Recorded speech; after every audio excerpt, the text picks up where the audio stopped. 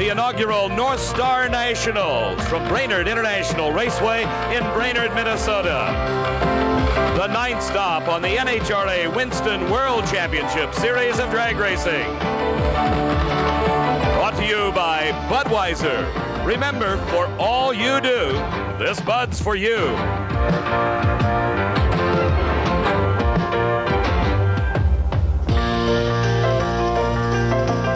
Weekend of record-shattering performances here at Brainerd International Raceway. Not only on the racetrack, but in the thousands of campers that have jammed the area. The largest crowd in the history of this 468-acre facility.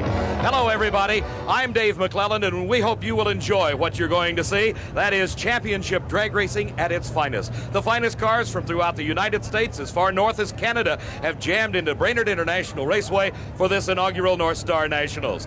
Working with me is sportscaster Marty Reed. He's down at the starting line where everything gets underway. Marty? Dave, it's an awesome sight when they close that fiberglass shell down over the driver and there's 2,500 horsepower sitting in his lap, literally waiting to go screaming almost 250 miles an hour down the quarter mile. Dave? As they scream through that quarter mile, Marty, it's only 1,320 feet long. We have stationed at the end of the racetrack a man that has been over the race course at over 230 miles an hour. He is a former Top Fuel champion. He will be bringing you the action from the end of the racetrack, and that is Carl Olson. Thank you, Dave. As I stand here in the shutoff area at beautiful Brainerd International Raceway, I'm impressed not only with the gorgeous weather today, but the excellent racing conditions. And we'll be looking for mechanical failures here in the shutoff area and be talking to the drivers as they work their way through eliminations. Back to you, Dave. Carl, we're just about ready for the start of eliminations. Right now, though, let's meet up with Marty Reed, who had a chance to talk with the number 1 leader in points in funny car, Frank Hawley. One of the stories here at the Northstar Nationals is the fact that Don Prudhomme is not here at the Northstar Nationals. He got himself into a contractual agreement situation with a track out on the West Coast, and he had to go there or else he would have been sued. He loses points, but it's a big break for you, Frank Hawley. You're currently leading the Winston World Cup by just 86 points. Yeah, it's a real close battle. There's 4 cars, us, Billy Myers, Don Prudhomme, and Raymond Beadle, and we're on top because, the race we won last weekend. And this is going to be a real deciding factor for, whether we're even going to go to the West Coast. You're not one of the high-dollar operations. Did you believe at the beginning of the year that you'd be at the top of the heap with only 3 events to go? It's surprising. I think we're getting a lot of help from above or something because it's been a tough road to travel, and we have to run a lot of smaller races to help fund, racing at the larger events.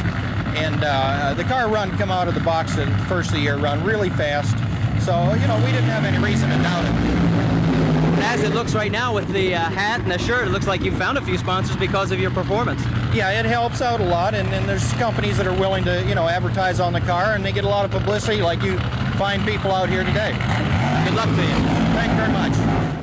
Thank you very much, Marty, and we're set to go with the first round of Funny Car Eliminator. And these 2,500 horsepower rockets with their fiberglass bodies getting the final touches by their respective crews. In the near lane will be Kenny Bernstein, the Budweiser King, driving his car out of Dallas, Texas. The crew making the final adjustments necessary. Bernstein encased in the roll cage, patiently waiting, as all race drivers do. It's kind of like the Army, I guess. You hurry up and wait, as Al Segrini is doing the same thing as he watches his crew make the final adjustments to his car. And it's the hardest part for a driver because all he is, he's sitting in there and he's waiting, he's strapped in. There is not a single thing he can do. He's at the mercy of that little starter motor, and if it turns over. The bodies, as you see, are raised to allow the access to the engines. The bodies are completely dismountable. Another pin in the back holds them down in the back. The crew, when they work on them between rounds, can lift them off. The signal just went out to start them up. They squirt a little gasoline into the injectors. They spin over the electric starter that is attached to the supercharger. It, in turn, turns the crankshaft, and all of a sudden, 2,500 horsepower plus spring to life in the funny car of Kenny Bernstein. And it really took a He-Man performance to just qualify for this field. The fastest 8-car show in NHRA history. Al Segrini at a 591 was the low qualifier, and Tom Anderson, the number 8 qualifier, ran a 611. So you had to be very quick to make this field.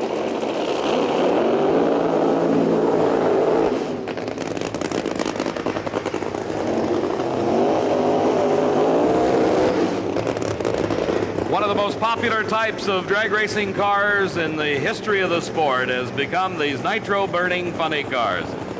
As the two cars come out of the water and do their burnouts, I'll guarantee you there is not an eye in this massive facility that is not directed towards the quarter-mile racing surface.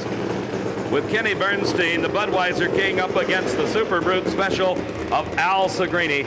Texas versus Massachusetts. It used to be that the West Coast, California, was the hotbed of drag racing, but I tell you, anywhere you go today, the parts are available, the pieces, and the talent is available to make these cars perform regardless of where you live. This is an extremely important race for both drivers. Kenny Bernstein trails Frank Hawley in the points by 1,500. He knows that he has to win 2 of the final 4 national events to have a shot at the national championship. Bernstein finished number 3 in the world last season. He's sort of knocked on that door for several times.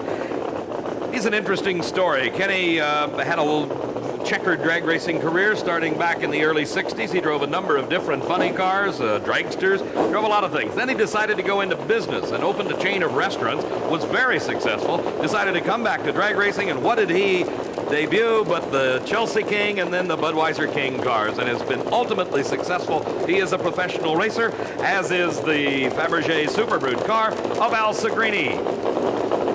The staging procedure is now underway, centering their wheels on the starting line of 1,320 feet of high-traction asphalt. And a bit of a lead for Al Segrini, and a lot of lead for Al Segrini. A huge fire for Kenny Bernstein. And there goes the supercharger bouncing off the car as Kenny Bernstein exploded it in the lights.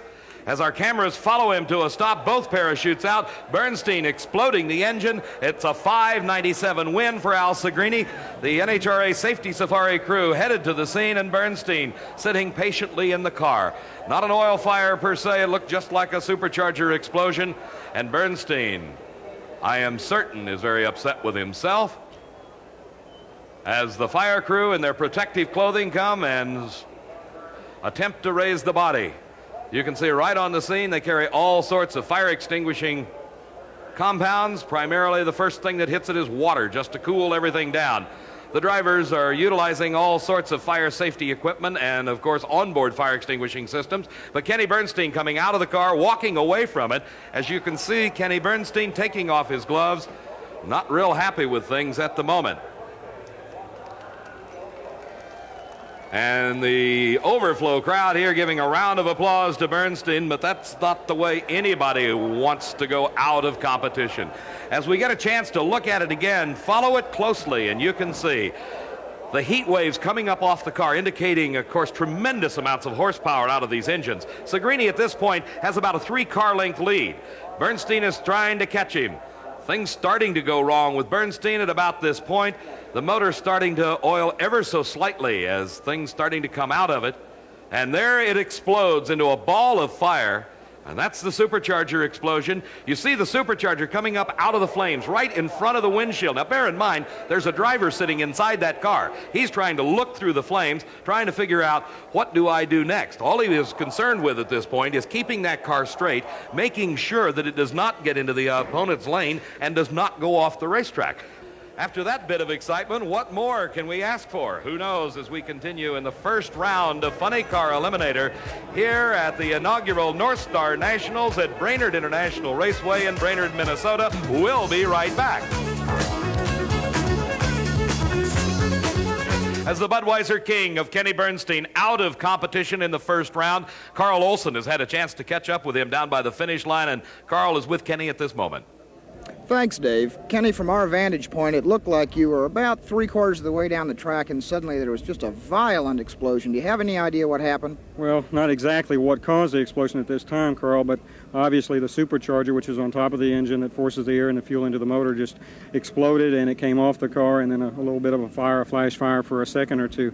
The cause, obviously, in most cases, is an intake valve hung open for a period of time and set a charge off in the intake manifold and makes it like a bomb. Yeah, it certainly looked like a bomb from here, and of course we did notice that you got the parachute right out and got on the brakes real hard, got the car stopped without any problem. Did you have any difficulty there at all? Well, no, at one point you can't see when the fire's on you and the oil's in your face, but your instincts, and as much as we drive these cars, as we know to automatically go for the parachute immediately. Then I went from there to the brake, which has the safety device of a fire extinguisher built into the brake that I can activate myself, which I activated, and it put the fire out immediately, and then it's just a matter of stopping. Then it's just almost routine. Well, Kenny, you've been running exceptionally well in the last few weeks, and I know you're very disappointed going out in the first round, especially this way. Good luck in the future. And there's no problem. They'll be back. The Budweiser King will be there.